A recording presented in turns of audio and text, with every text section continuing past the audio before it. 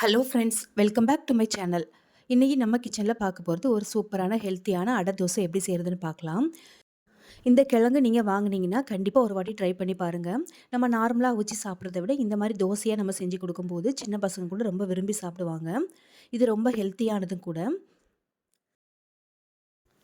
வாங்க இப்போ வீடியோக்குள்ளே போகிறதுக்கு முன்னாடி என்னோட சேனலை சப்ஸ்கிரைப் பண்ணாதவங்க மறக்காமல் சப்ஸ்கிரைப் பண்ணிக்கோங்க. வாங்க இப்போ இந்த அடை தோசை எப்படி செய்கிறதுங்கிறது பார்க்கலாம். ஃபஸ்ட்டு நம்ம இதுக்கு அரிசி பருப்பு ஊற வச்சு எடுத்துக்கணும். நான் இன்றைக்கி 1 கப் அளவுக்கு இட்லி அரிசி எடுத்திருக்கேன்.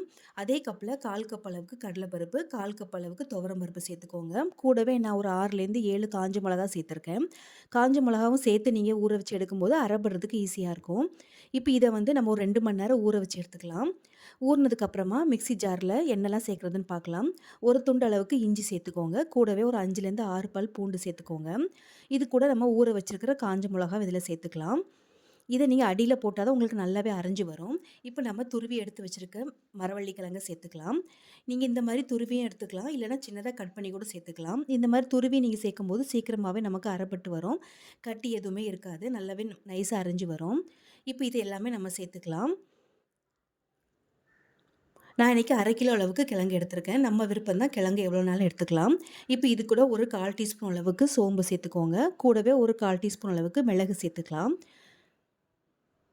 சேர்த்துட்டு இப்போ இதை அரைப்படுறதுக்கு தேவையான அளவுக்கு ஒரு 1/2 கப் அளவுக்கு தண்ணி ஊற்றிக்கோங்க. ஃபஸ்ட்டு நம்ம இதை நைஸாக அரைச்சி எடுத்துக்கலாம். அதுக்கப்புறமா நம்ம அரிசியெல்லாம் சேர்த்துக்கலாம். இப்போ இதை இந்த மாதிரி அரைச்சி எடுத்ததுக்கப்புறமா நம்ம எடுத்து வச்சுருக்க அரிசி பருப்பு இதில் சேர்த்துக்கலாம். மொத்தமாக போட்டு அரைக்க வேண்டாம், பாதி பாதியாக 2 தடவை போட்டு அரைச்சிக்கோங்க. அப்போ தான் உங்களுக்கு ஈஸியாக அரைப்பட்டு வரும். இப்போ நான் பாதி அளவுக்கு அரிசி பருப்பு சேர்த்துருக்கேன். இதுக்கு தேவையான அளவுக்கு தண்ணியும் ஊற்றியாச்சு. இப்போ இதை இந்த அளவுக்கு கொரகொரப்பாக அரைச்சி எடுத்துக்கோங்க. ரொம்ப நைஸாக அரைக்க வேண்டாம், அடை தோசை கொஞ்சம் கொரகொரப்பாக இருந்தால் தான் நல்லாயிருக்கும். இப்போ இது 2வது வாட்டி போட்டு அரைச்சி எடுத்துருக்கேன். அதையும் இது கூட சேர்த்துக்கோங்க. நீங்கள் பெரிய மிக்ஸி ஜார் எடுத்திங்கன்னா 2 தடவை போட்டாலே போதும், உங்களுக்கு கரெக்டாக நமக்கு அரைஞ்சி வந்துடும். இப்போ பாருங்கள், இப்போ நமக்கு இதுக்கு தேவையான அளவுக்கு நம்ம தண்ணி சேர்த்துக்கலாம். மிக்ஸி ஜாரில் அலசிட்டு நான் தண்ணி சேர்த்துருக்கேன். இப்போ இது கூட நம்ம கட் பண்ணி எடுத்து வச்சுருக்க வெங்காயம், அப்புறமா ஒரு 2 பச்சை மிளகாய் சேர்த்துக்கோங்க. கூடவே கொத்தமல்லி இலையும் கருவேப்பிலையும் சேர்த்து நான் இந்த மாதிரி பொடிசாக சாப் பண்ணி எடுத்து வச்சுருக்கேன். அடை தோசைக்கு எவ்வளோ மெல்லிசாக நீங்கள் கட் பண்ணி எடுக்க முடியுமோ அந்தளவுக்கு நீங்கள் கட் பண்ணி எடுத்துக்கோங்க. இப்போ இது கூடவே ஒரு 1/2 டீஸ்பூன் அளவுக்கு மஞ்சத்தூள் சேர்த்துக்கலாம். மஞ்சத்தூள் சேர்த்ததுக்கப்புறமா பெருங்காயத்தூள் ஒரு 1/2 டீஸ்பூன் அளவுக்கு சேர்த்துக்கோங்க. இந்த மாதிரி அடை தோசைலாம் செய்யும்போது பெருங்காயத்தூள் கண்டிப்பாக சேர்த்துக்கோங்க. இப்போ இது கூட காரத்துக்காக நான் 1லேருந்து 1 1/2 டீஸ்பூன் அளவுக்கு மிளகாத்தூள் எடுத்திருக்கேன். நம்ம ஏற்கனவே பச்சை மிளகாவும் எடுத்திருக்கோம், அதனால் காரத்துக்கு ஏற்ற மாதிரி தனி மிளகாத்தூள் சேர்த்துக்கோங்க. சேர்த்துட்டு இப்போ இந்த அடை தோசைக்கு தேவையான அளவுக்கு உப்பு சேர்த்துக்கலாம். நான் 2 டேபிள் ஸ்பூன் அளவுக்கு சேர்த்துருக்கேன். அதுக்கப்புறமா நமக்கு தேவைப்பட்டதுன்னா சேர்த்துக்கலாம். இப்போ உப்பு சேர்த்ததுக்கப்புறமா நல்லா மிக்ஸ் பண்ணி எடுத்துக்கோங்க. நம்ம 2 வாட்டி அரைச்சி சேர்த்துருக்கிறதுனால ஃபஸ்ட்டு சேர்த்த அந்த காஞ்ச மிளகாய் எல்லாமே 2வது மாவில் நமக்கு இருக்காது, காரம் எதுவுமே இருக்காது. அதனால் நல்லா மிக்ஸ் பண்ணி கைவிடாமல் கலந்து எடுத்துக்கோங்க. இப்போ பாருங்கள், நல்லா நம்ம மிக்ஸ் பண்ணி எடுத்தாச்சு. அடை தோசை நம்ம ஊற்றுறதுனால கொஞ்சம் திக்காகவே நீங்கள் கரைச்சி எடுத்துக்கோங்க. இப்போ பாருங்கள், தோசை இந்த அளவுக்கு நமக்கு கரெக்டாக நம்ம கரைச்சி எடுத்துருக்கோம்.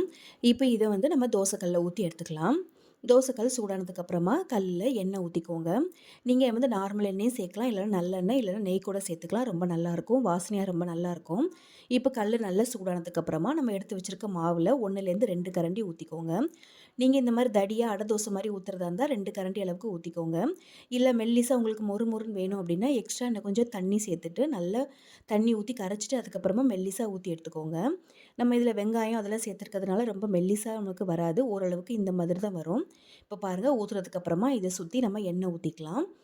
ஒரு 1லேருந்து 2 டேபிள் ஸ்பூன் அளவுக்கு ஊற்றிக்கோங்க. ஊற்றிட்டு நல்லா சிம்மில் வச்சு விட்டுருங்க. இந்த மாதிரி நீங்கள் ஓட்டை போட்டு நீங்கள் எண்ணெய் ஊற்றும்போது உள்ள மாவுக்குள்ளே எல்லாமே நல்லா எண்ணெய் ஊறி வரும். அதுக்காக தான் இந்த மாதிரி பண்ணுறோம். இப்போ இதுக்கு மேலேயும் எண்ணெய் ஊற்றிட்டு ஒரு 2-3 நிமிஷம் நல்லா சிம்மில் வச்சு வேக விடுங்க. அப்போ தான் உங்களுக்கு நல்லா வெந்து வரும். தீயை ஃபுல்லாக கம்மியாக வச்சா தான் உள்ளுக்குள்ளே மாவு எல்லாமே உங்களுக்கு நல்லா வெந்து வரும். இப்போ 2-3 நிமிஷம் நல்லா வெந்ததுக்கப்புறமா திருப்பி விட்டுக்கோங்க. திருப்பி விட்டுட்டு மறுபடியும் ஒரு 2லேருந்து 3 நிமிஷம் வேக வச்சு எடுத்துட்டிங்கன்னா நமக்கு சூப்பராக மரவள்ளி கிழங்கு அடை ரெடி ஆகிடும். இப்போ பாருங்கள், பார்க்குறதுக்குமே நல்லாயிருக்கும், நல்லா மொறுமொறுப்பாகவும் இருக்கும். நீங்கள் இதே தோசை மாவில் வெங்காயம்லாம் சேர்க்காமல் இருந்தீங்கன்னா நீங்கள் நார்மலாக நம்ம தோசை மெல்லிசாக ஊற்றுவோம்ல, அதே மாதிரி நீங்கள் ஊற்றிக்கலாம். அதுவுமே ரொம்ப நல்லாயிருக்கும். நான் வந்து இன்றைக்கி இந்த மாவில் வெங்காயம் பச்சையா அப்படியே சேர்த்துருக்கேன். நீங்கள் வந்து எண்ணெயில் வதக்கி கூட சேர்த்துக்கலாம். அதுவுமே ரொம்ப நல்லாயிருக்கும். இப்போ மீதி இருக்க மாவையும் நம்ம ஊற்றி எடுத்துக்கலாம். அவ்வளோதாங்க, நம்மளோட சூப்பரான ஹெல்த்தியான அடை தோசை ரெடி ஆயிடுச்சு. கண்டிப்பாக அதை ஒரு வாட்டி ட்ரை பண்ணி பாருங்கள். என்னோட வீடியோ உங்களுக்கு பிடிச்சிருந்தனா மறக்காமல் லைக் பண்ணி ஷேர் பண்ணிக்கோங்க. தேங்க்ஸ் ஃபார் வாட்சிங்.